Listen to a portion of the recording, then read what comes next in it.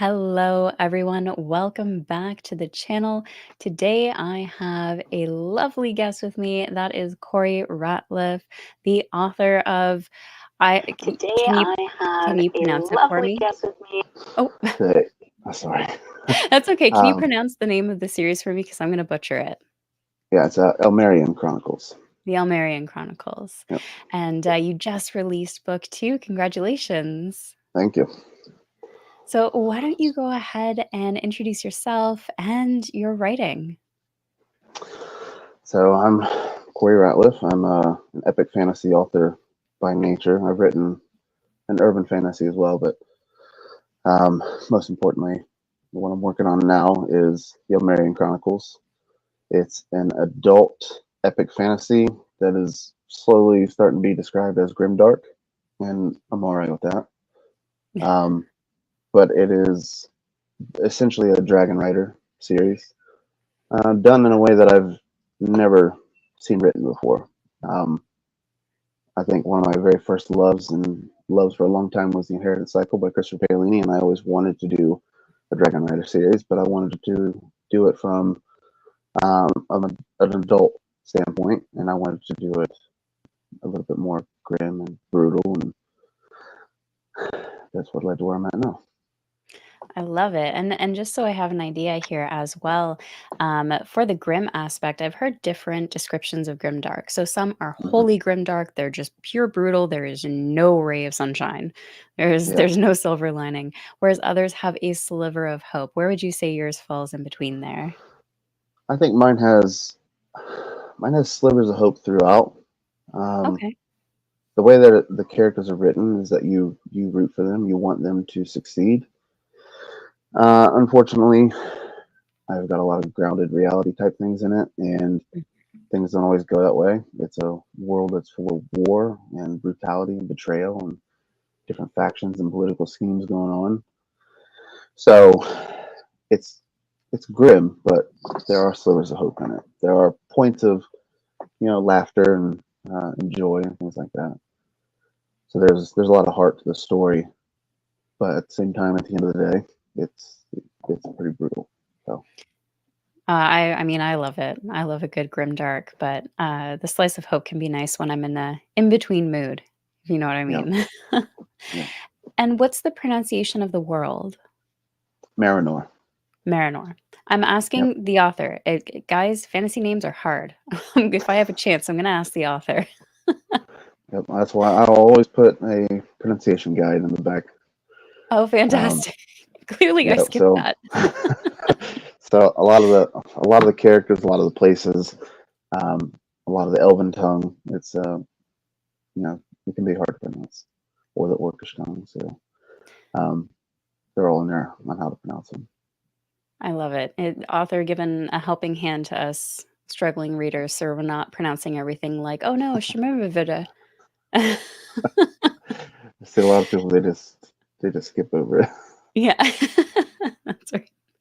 So in terms of the your ideal reader audience, if you could pick out your perfect kind of reader who would absolutely adore your books, who would they be? What would they look like? Um, I think people that are still drawn to classic traditional fantasy. Mm, I definitely write in that Tolkien esque type of world, but I put a lot of not so much modern spins and twists on the classic races or tropes and things like that. But I flip a lot of things around and I write them in a way that's an accessible style of writing. I don't write real flowery prose and things like that. mm. So at least for this series, definitely target audience is adult. Um, there's a lot in it that I don't think kids should be reading, um, but overall, yeah, I think people that are just drawn to traditional fantasy that would like to see it maybe a little bit more brutal, a little bit darker, maybe a little bit more realistic feeling, um, somewhere in that range. Love it. And you and I were talking about this a little bit earlier because I had recently finished the novella Ashes of a Risen Empire. And the main character we follow there is very much in that area of they think they're the hero. They think Yep. that their goals are very righteous. In actuality, their actions are uh, quite contrary to that. Yeah. Yeah. Um, yeah. Tyrion Rockthorn is he has things that a lot of heroes might have, and his his whole spiel is about vengeance, really.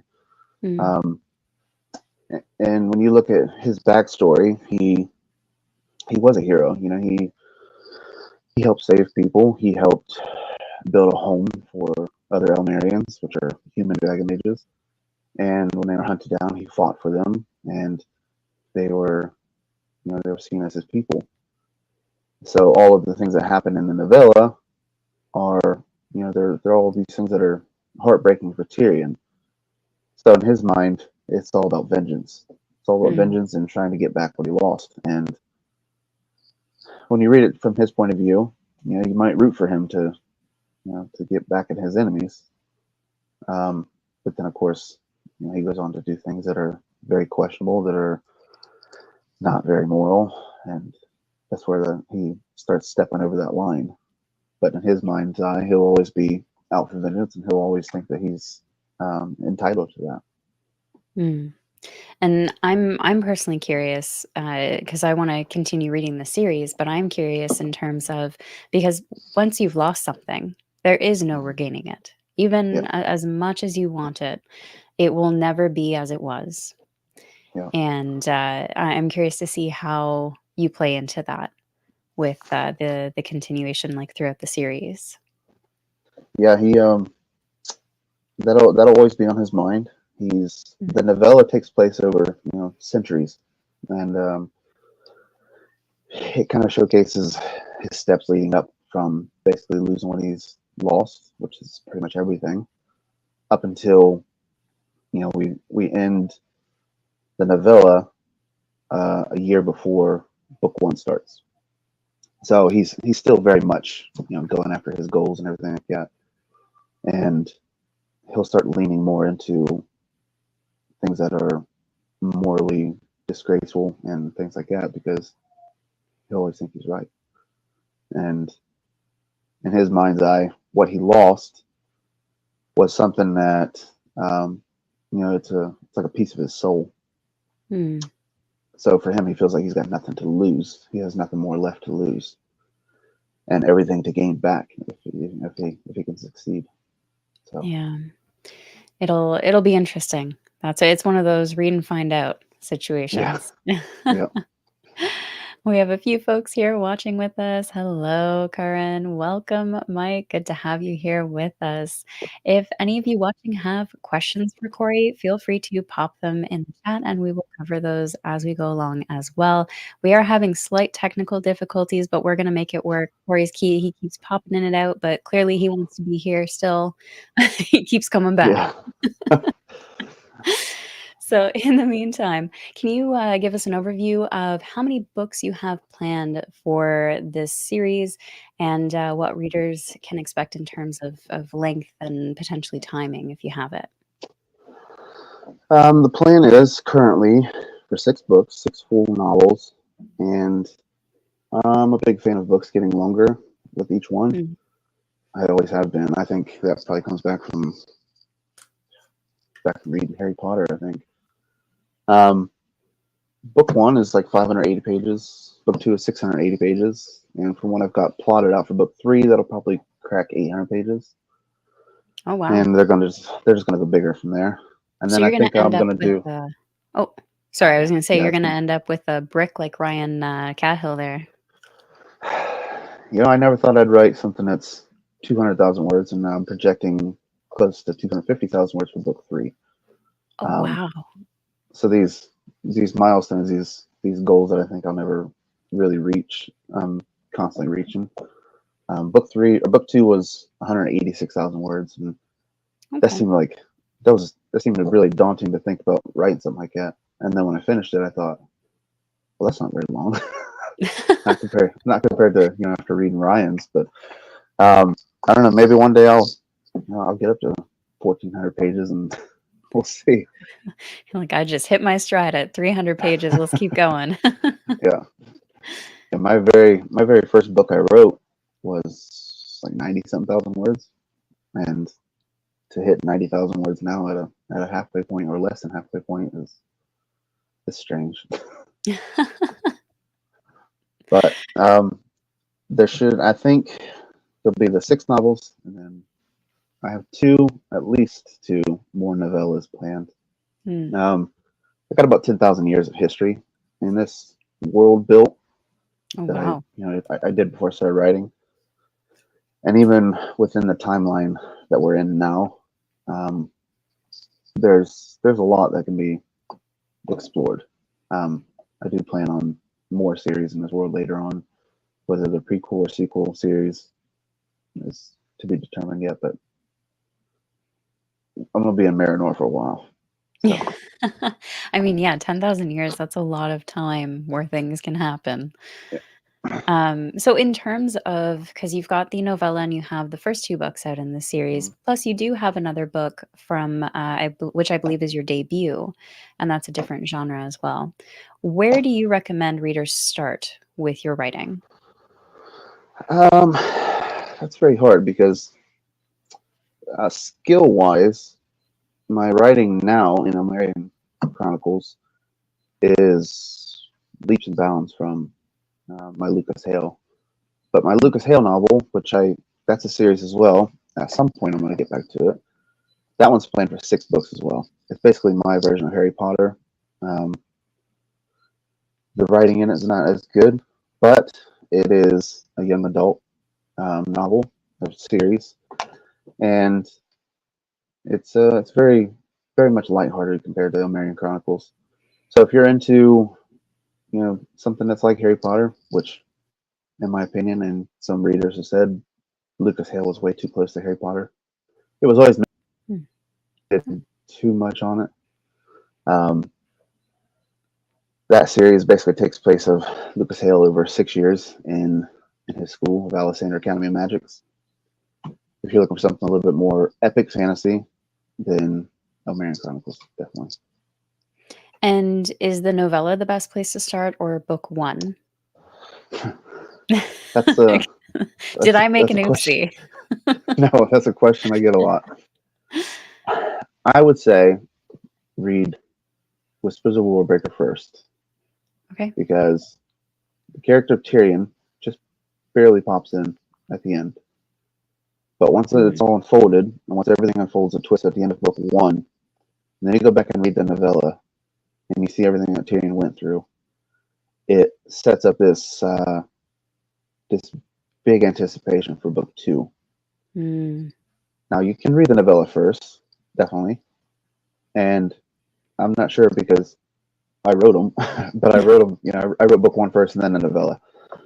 If you go the novella first and then into book one, you might be questioning, where's Tyrion at? What's that Mm. novella have to do with anything?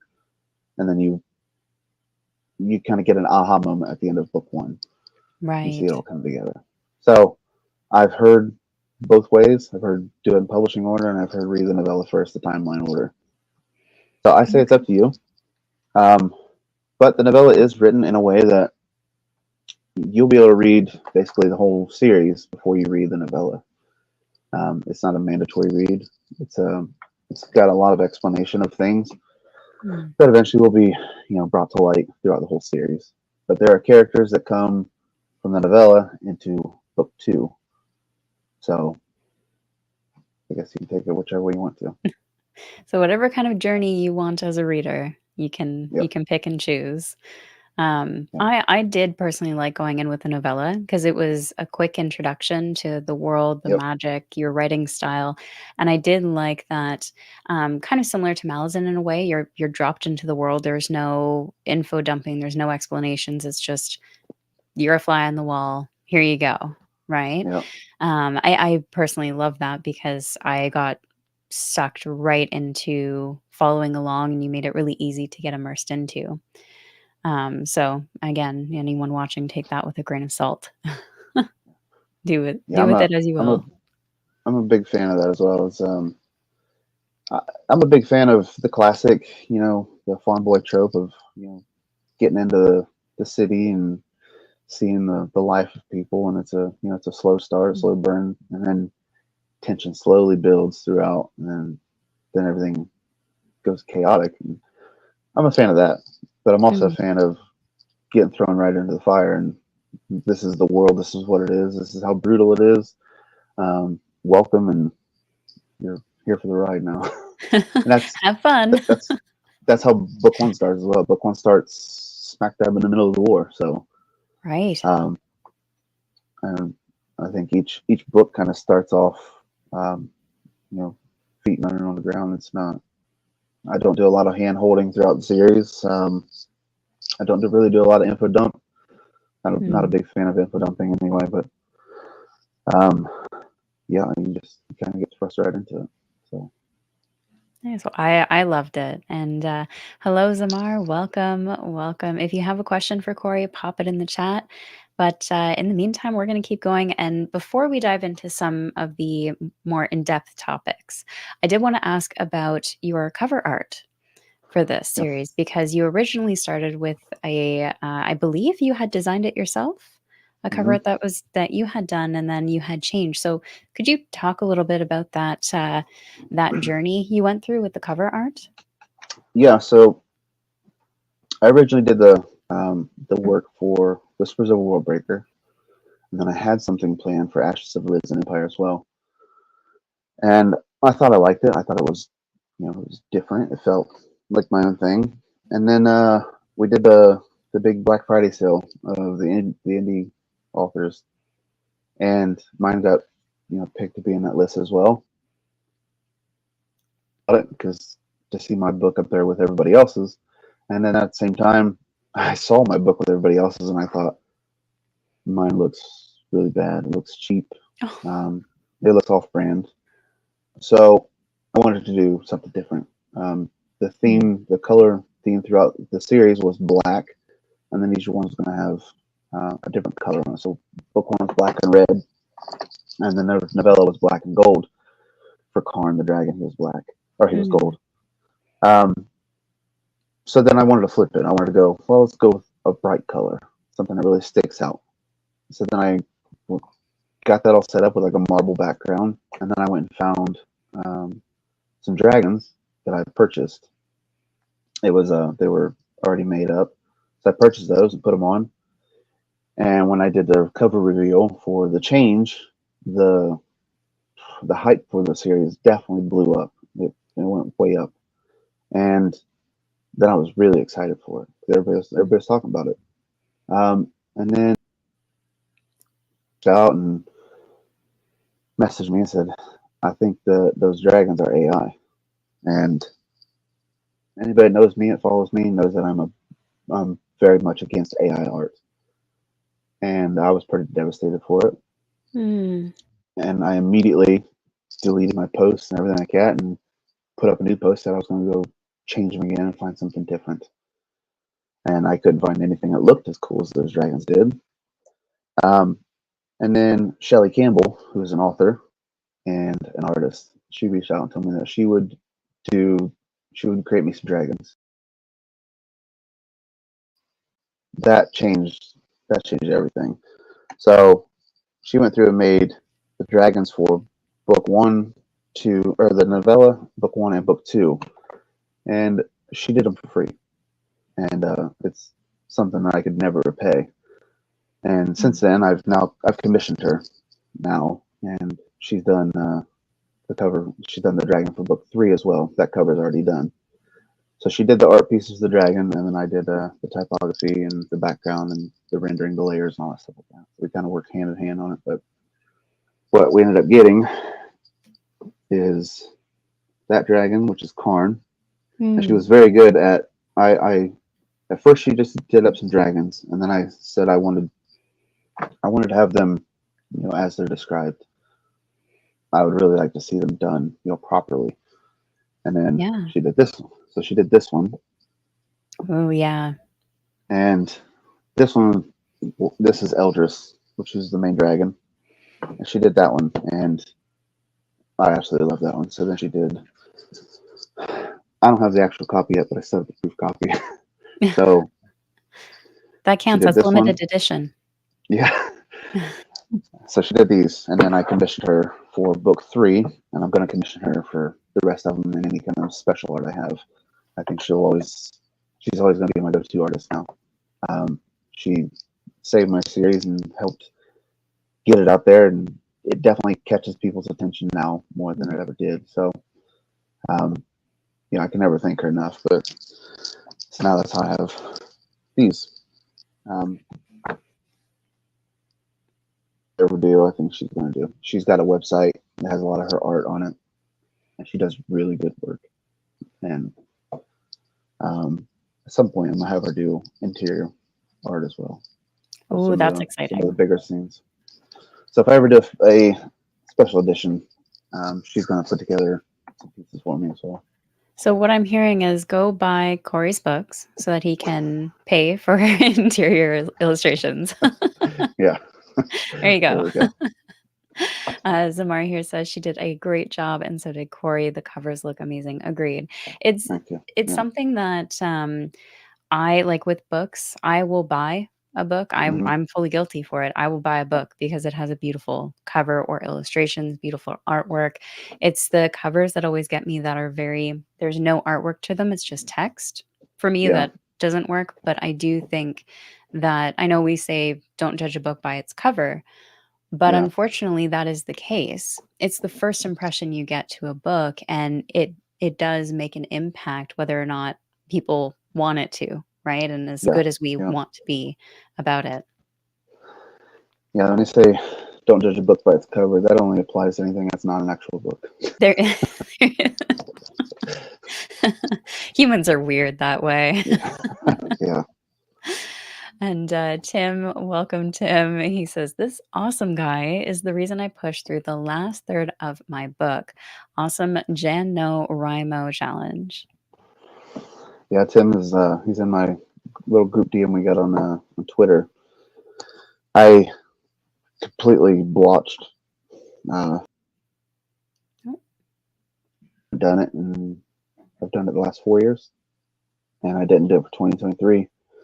So I put out a thing, and I said, does anybody else want to put something together for January, kind of a nano? We'll do a group DM, and we'll constantly post each other's word counts and keep each other accountable. And so Tim and a few others joined in with me on that one, and it definitely helped. Tim and I both wrote a lot this year. I think in January and February I wrote 92,000 words. Wow. So it was definitely worth it, I think. I can only imagine. And Kaiju here says we need Love is Blind for books. Really, it's true. Yeah. And welcome, Kaiju. Welcome to the chat. If you have any questions, feel free to pop them in. But Tim here says art costs worth every penny, but they sure add up. Yeah. As a reader, Yeah, though, I love it. So please, more. yeah. Custom art is always it's hard to explain. It's for the average reader, it might be, oh, that's cool to see that scene. But for us authors, when you write it, it's to see that scene come to life in a visual now. Mm. It's everything.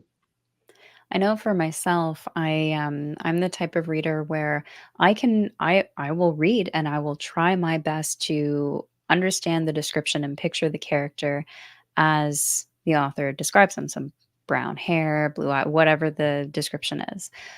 9 times out of 10, what I imagine is off the mark. Somehow they end up with like blonde hair despite being brunette in the, the description. My brain goes haywire and cannot visualize characters. So whenever I see artwork, I'm like, okay, that's it. That's what they're supposed to See, look like. I do that as well, and I think that's a big reason why I don't like cover art characters. Oh, interesting. I see the character on that. I'm like, okay, that's what they're supposed to look like, and I can see Mm. the cover before I even start reading the book. In my mind, when it comes to actually reading the descriptions of the character, I'll my mind will create somebody whole different than what's on the cover art. So I'm glad I'm not the only one who struggles with that. you know, So let's go back to your writing a bit because you're talking about how much you've written. Those 90,000 words, that's crazy. So when you go to sit down, do you have a time and day? Because you have a whole other life going on outside of writing. Do you make time? Do you sit for a certain time, or you just take the moment you can? well, I write on Google Docs, and I do that so I can write at work on break and on lunch. And then I write at night, usually after the kids go to bed. And um, I never really set a time. Um, I think just not writing or knowing the previous day's word count is what helps keep me, accountable. The little group DM we did, things like that. Just there's little weird things I've done, like on my Twitter, I've went through and edited my name on it with my daily word count, just so that anytime I see it, I'm like, oh yeah, you need to write, So, Right. but I never really set a time, and I never really get too anxious with deadlines and things like that because, like for book 2 here, I started writing, I think, around August, August or somewhere around there, September maybe. And then I immediately did the pre-order and had that ready for May. So in my mind, I had till May to get the writing done, to get the editing done, and all that.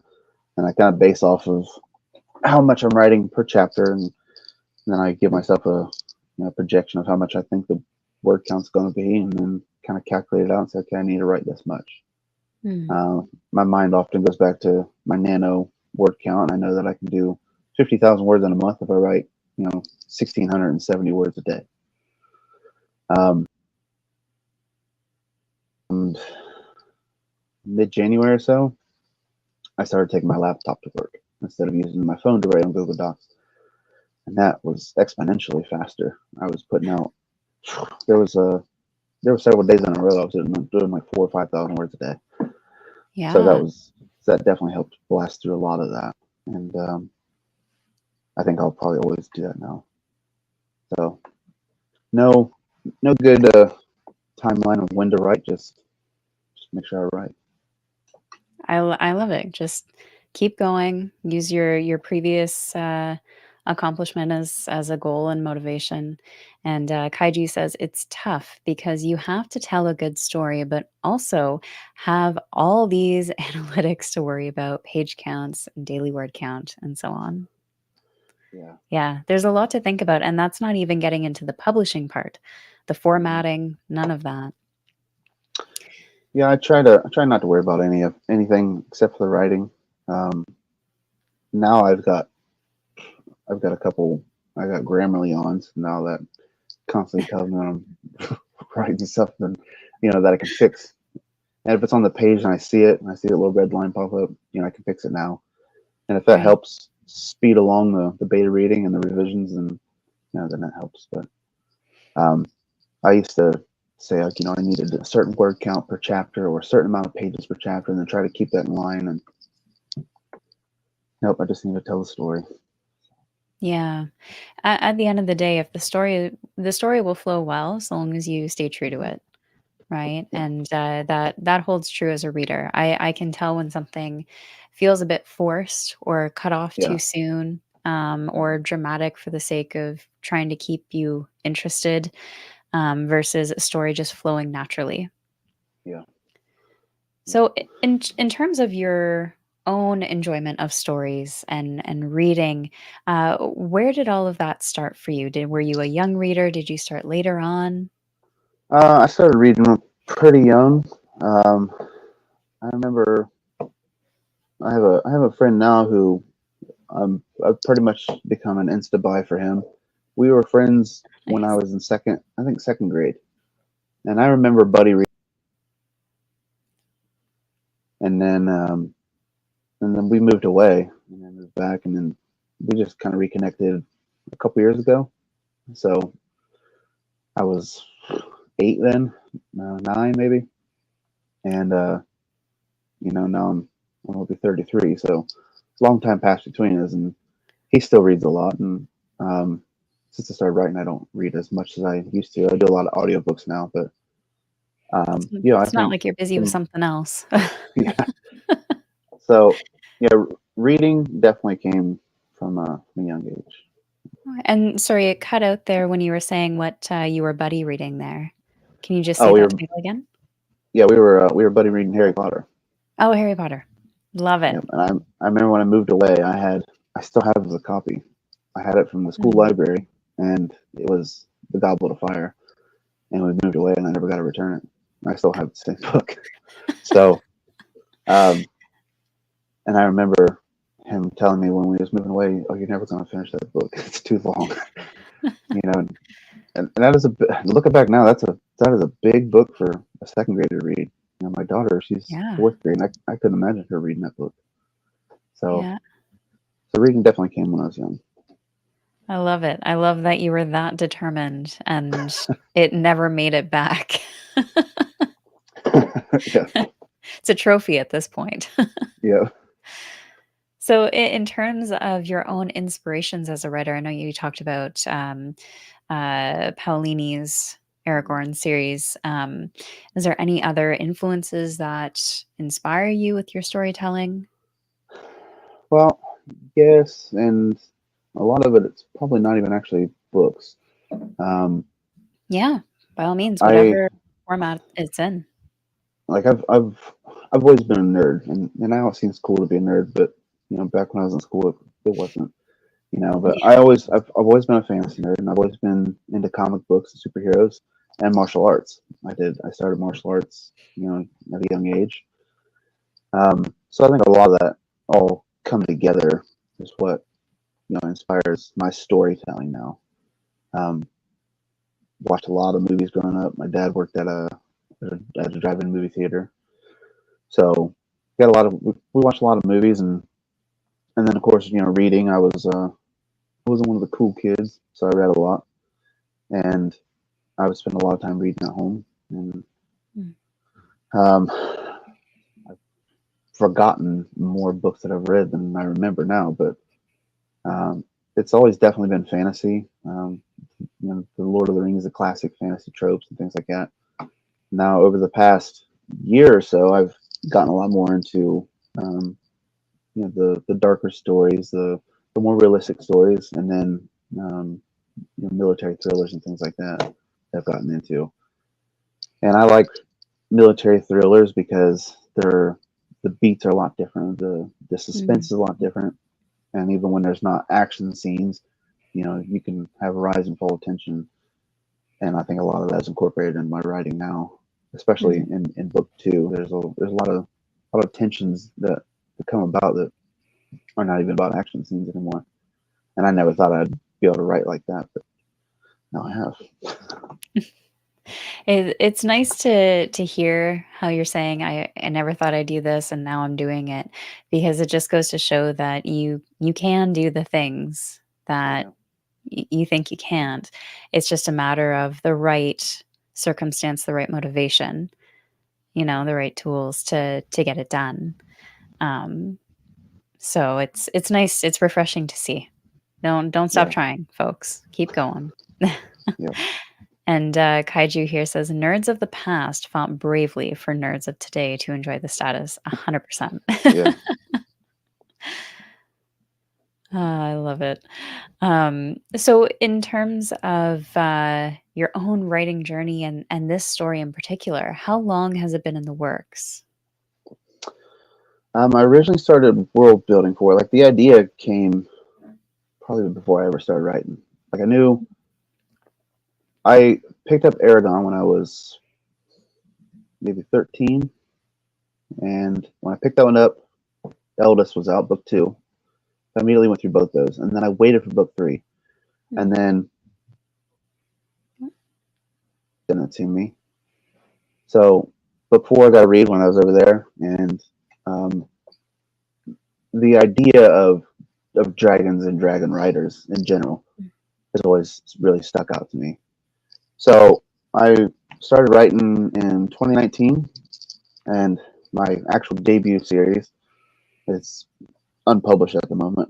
Eventually, I'm going to re-release that somehow, but it was not what I imagined that I would be writing. It was not it was epic fantasy, but it was not classic fantasy. It was very much a modern storytelling. And then I got into Lucas Hale, and I did that one. I had a lot of fun writing that one, and I planned out that whole series. And in 2021, the summer of 2021, I sat down and I was looking at my document stuff, and I thought, I'm just gonna start world building something for a classic, a Dragon Rider series. And it was originally planned to be YA. I was gonna have, some teenager that gets a dragon egg, and then when I started writing it, I thought, let's just make it adult. I want the world to be brutal. I want it to be focused on war and I've been in the military, and I wanted to showcase something that I've not seen in a Dragon Rider subcategory of fantasy before. And so that was when I first started. That's when the idea really started getting put together, was 2021, and then I started writing it in like December 2022. So Wow. November. So yeah, it was about a year and a half. I guess it was a year and a half of world building and plotting it all out. And I ended up with like 10,000 years of history, and so this world is definitely where my mind's at right now. Yeah, I can definitely see why. It's so expansive. There's so much to it, and it really seems like it's close to your heart. Zamar here asks, what was Corey's impetus for writing? Did he go to the keyboard with an uncontrollable urge to tell his stories, or was he just writing for fun and the stories came about on their own? So now I'm very much I'm not a full plotter like Sanderson plotter, like halfway in between. So what I do is I write my whole chapter outline of how the story I want it to go. And each chapter, I come up with a title for it and a direction I want it to go. And then I kind of just follow along with that a little bit. But my very first one, it was pantsed all the way through. No plotting. I had an idea. I've always loved lightning. It's always been my thing. And I said, well, let's write a story about a kid who gets lightning powers and set in a different world. That was the idea. And I wrote the whole first book. I wrote the first book in like 4 months. Oh, wow. And that seemed really fast then. But, that's only 90,000 words in 4 months. And I just did that in 2 months. Yeah, This year. that still seems like a lot. It's definitely a lot when you're pantsing my way through it. But so yeah, my very first story I ever wrote was just flying through it. And I had an idea and I wanted to write it, and then I wrote it. It was a dumpster fire of a story, and the writing is terrible, and that's a big reason why I ended up unpublishing it. And I'm gonna redo it, and I think I'm gonna combine them together. So books 1 and 2 will go together, and books 3 and 4 will go together. So a duology, and each book's like 800 pages. So, with that being, I think that's a pretty common experience that I've heard from authors so far. Is their first book, very first little baby that they wrote, is hidden away and locked in a drawer and Yeah, never will see the light of day, just because it wasn't to the quality that they've learned to write as an author today. So it's nice to see that that's kind of a baseline, right? If yeah, you're an aspiring author, your first work is probably not going to be as great as you think it is. I'm sorry yeah. to say, but just from everything I've chatted Now, with other authors, it seems pretty common. yeah, I think looking back now, everything, my wife kept telling me I was rushing it, and she Mm. was definitely right, and I did, and I rushed it, and I wanted to get it published. I wanted to get out there, and looking back now, it was just dumb. Well, and writing is hard, right? There's a lot Yeah, of things you have to think about. Like Haji was saying, there's the analytics, there's a whole bunch of aspects you have to think about when writing. And then on top of that, you actually have to try and articulate your story in a way that will be conveyed to readers in a way that's enjoyable and not confusing or plot holes, heaven forbid. Have Yeah. a plot hole in there. But Yep. there's a lot to think about, and it's one of those, the more you do it, the better you get, Yeah. right? Yep. And Derek is here. Hello. Welcome, Derek. Good to see you. And Ashley, speak of the devil. Yep. Or speak of the angel in this case. Yeah. Welcome. Good to have you here. So, in terms of from the point that you started writing to today, what have you learned about yourself as an author? I learned a lot of mistakes that I was doing. I learned that I was impatient when it comes to storytelling. I wanted to get to the point. And maybe that still feeds into how I start stories now. I kind of jump right into, and especially in this series, like all my books just dive right in. And maybe that's impatience, and maybe that's just my way of storytelling now. But um, I've learned to articulate characterization and personalities a lot better. That was probably one of my biggest struggles before this series, and something I think I'm always going to. Book two, I put a lot of work into character work, and it definitely paid off. So I learned that I have a lot to learn, and Mm. whatever my goal is that I want to reach, whether it's a certain skill of writing, a certain word count, sales, whatever it is, that goal, if I ever reach it, just jumps up to the next goal. Like I'm never going to reach my full goal, and it's always going to be striving to be better, to get better, and um, and I don't think I'll ever lose that. So I think Mm. the biggest thing I've learned is that I'm always willing to learn, and I'm always willing to take criticism for what it is. And yeah, I think that's the biggest thing. I learned to not doubt myself so much, to trust in the process. Yeah. Those are all admirable aspects because one, to even say I'm going to continuously progress with my skill. I'm going to try to learn. I'm going to take all of this feedback. I'm going to try and grow. That's hard for a lot of people to Yeah. do. To take feedback, to look at your own work and try and continue to grow. That's something that is difficult and absolutely admirable. So a huge kudos on that. And Kaiju, I completely agree with you. Character work is key for me as well in a story. You can have a terrible story and I'll still read it. The characters have me 100%. But if those characters are not believable, I'm going to have a harder time staying invested. Yeah. Especially in a series, characters are why people come back. Yes, And exactly. the world can be nice, beautiful, magic systems can be cool, and you have all these cool creatures. But at the end of the day, people connect to the characters, no matter what race or species it is, or what strife they're going through. Mm, The characters have to be, the centerpiece. It's what makes people absolutely. relate to storytelling.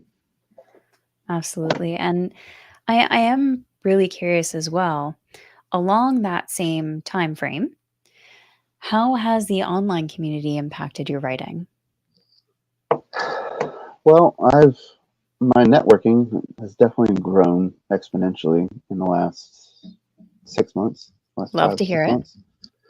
Um, when I first got into social media for writing, it was kind of a follow for follow type thing. I was trying to you know just connect with. It's not the number of people you connect with, but it's who you connect with, and who you Mm, connect with if they are relatable to you, if what they're doing speaks to you on any kind of level. So um, I learned that there are a lot of rules to writing that are not set in stone. mm, I learned that every author is different, and to kind of just do my own thing. And that's probably why I'm an indie author. That's a big reason why I want to write my own thing. I want to do what I want, and it's worked out for me so far. I mean, people seem to be enjoying what I'm writing, and that just makes it all the better because I get to write what I want to write, how I want to write it, and then to see the writing community and the reading community come together, whether it's Twitter or Discord, things like that, and just support one each other. It's definitely been a big change for me in the last little while here. I love to hear it. And that's exactly why I read so much indie as well. Authors can tell the story how they want to tell it. And I love seeing how authors will take a trope, a twist, and just flip it on its head and do something wholly unique. So, absolutely love it.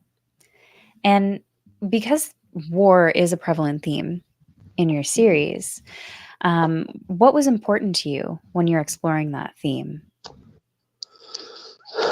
Um, One of the big things that I want to focus on throughout this series, and that I kind of learned,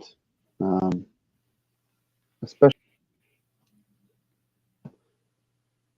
you can never judge a group based off of one or a smaller group's actions, um, and there are always going to be sides of the war, and everybody thinks that they're right in the war. So my big thing was with this, I have factions in this series. So there are elves, orcs, dwarves, druids, and then humans. Mm. And for the most part, most people, like the real world, they see them as that. Oh, those are orcs. Oh, those are elves.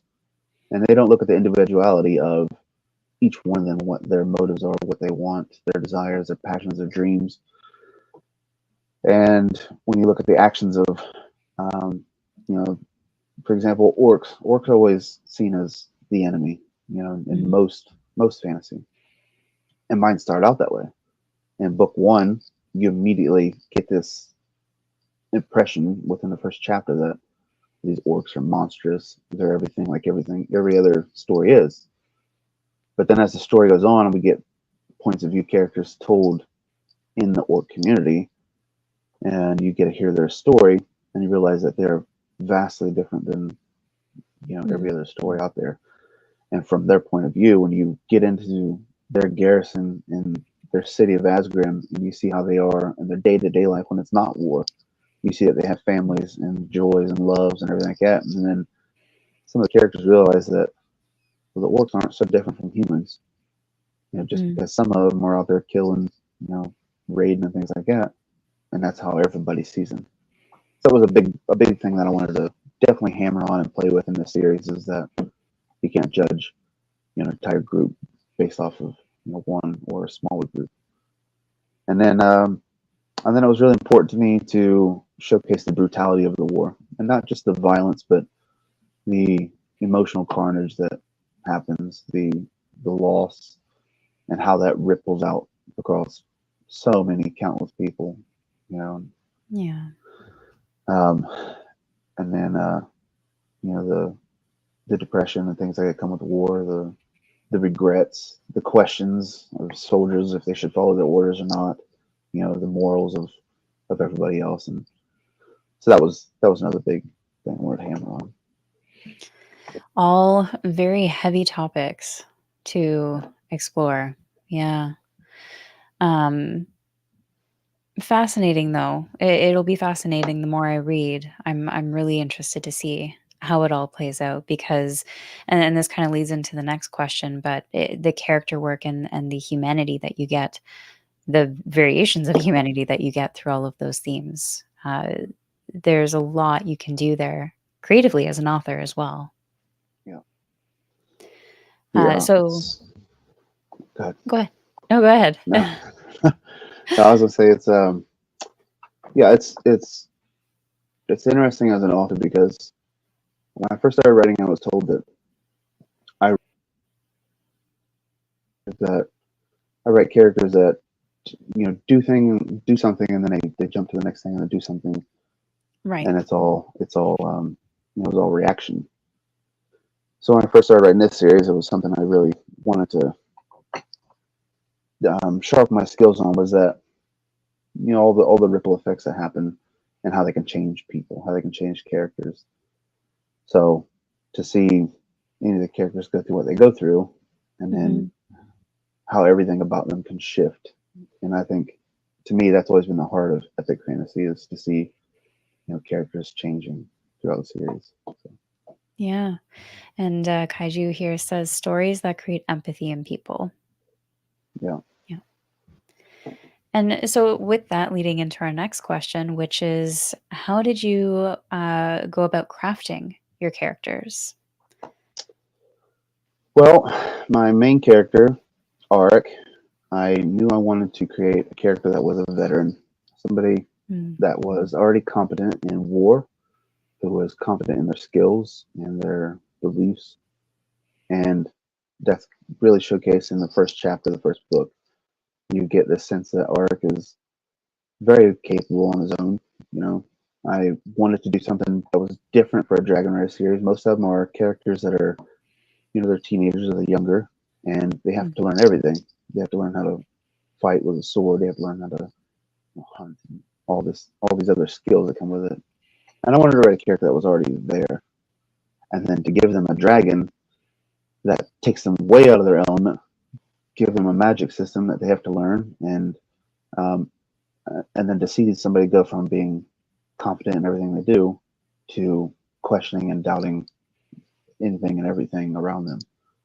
So I wanted to take somebody that was, I wanted to flip it. I wanted to take somebody that was already there and then give them doubt versus taking somebody that didn't know anything and then build them up.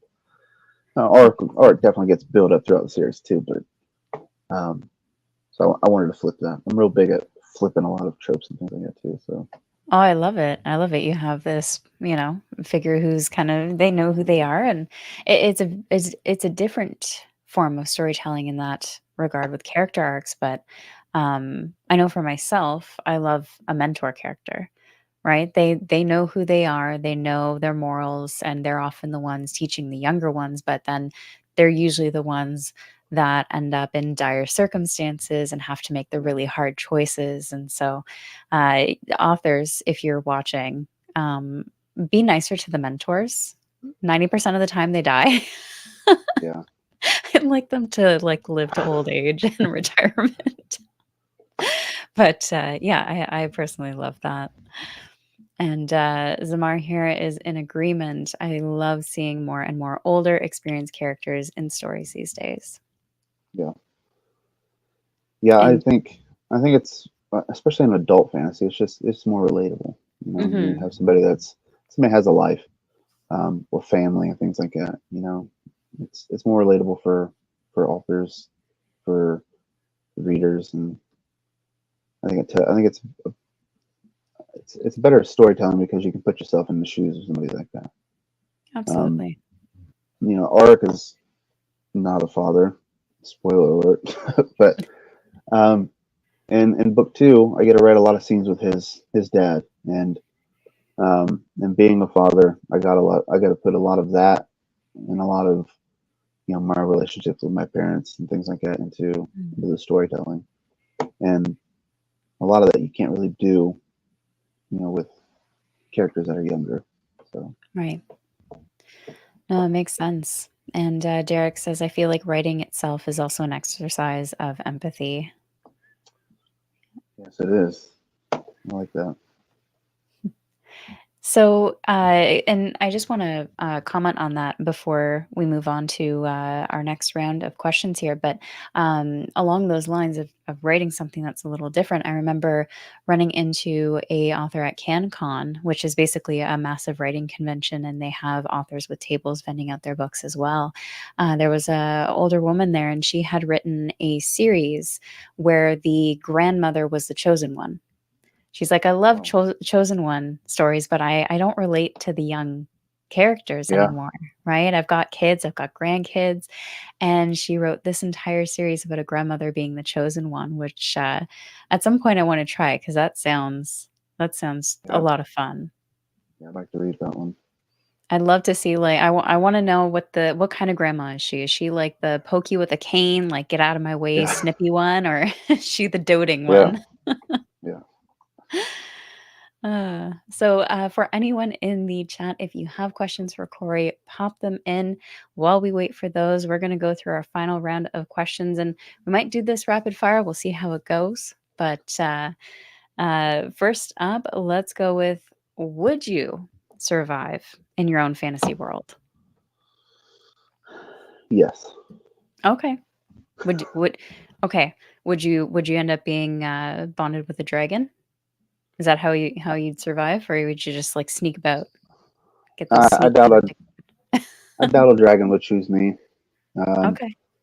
but knowing the world, I know I would know where to go to to avoid all the all the bad parts. The That's true. southern continents are pretty peaceful. So I love it. I love it. You're just gonna sneak off and live in luxury on a beach somewhere. yep. So, okay, if a battle dragon did choose you, if you had a dragon, what would you call them?